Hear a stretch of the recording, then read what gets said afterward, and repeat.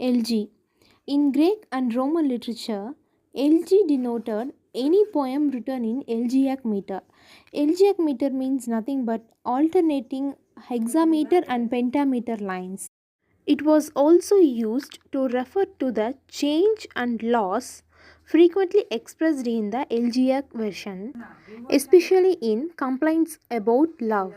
And then later usage, many poems in Old English on the transients of all worldly things are even now called elegy. John Donne's elegy poems are related to the saints of elegy as lament in that many of them emphasize mutability and loss. In 17th century until now, elegy is used for the death of a person, particular person, usually ending in a consolation. An important subtype of the elegy is the pastoral elegy. It represents both the poet and the one humorous who is usually also a poet as shepherd.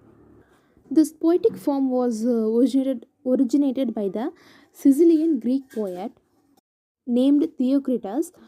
He was continued by the Roman Virgil, and it was developed in various European countries during the Renaissance period and in the English poetry throughout the 19th century. There are notable many post pastoral elegies. They are Spenser's Astrophel, that is on the death of Sir Philip Sidney, then Milton's Lycidas, and Shelley's Adonais, and in the Victorian age, Arnold's Tyrus.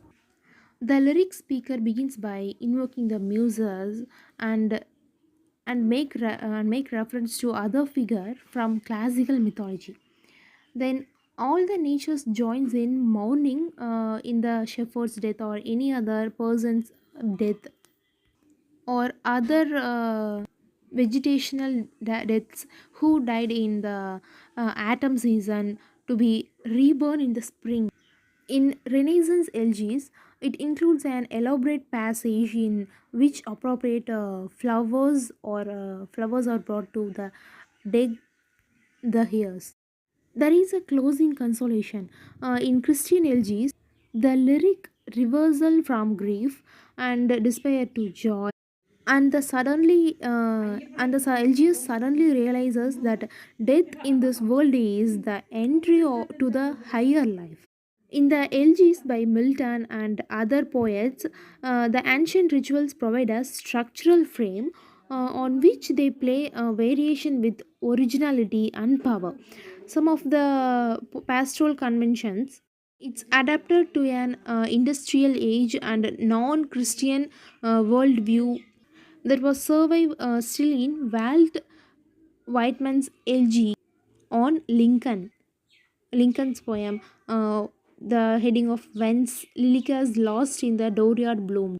In the 20th century, there has been a strong revival of the elegy, especially in America, to mourn the devastation and death by affected by AIDS among talented young intellectuals and poets and artists.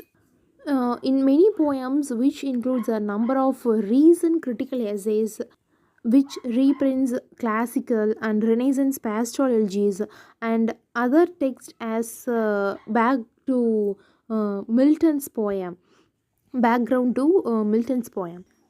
Actually, an elegy is a sad poem, usually written to praise and express sorrow from someone who is dead.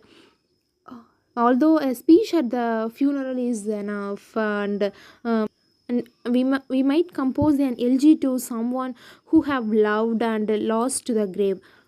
And shortly, an elegy is a poem of mourning. It reflects seriously on death and on the person who has passed. Elegies are written for a specific person. Usually, the author knew someone knew well. And also, sometimes people write elegies for long dead heroes. நீங்க இன்னும் இங்க தான் இருக்கீங்களா?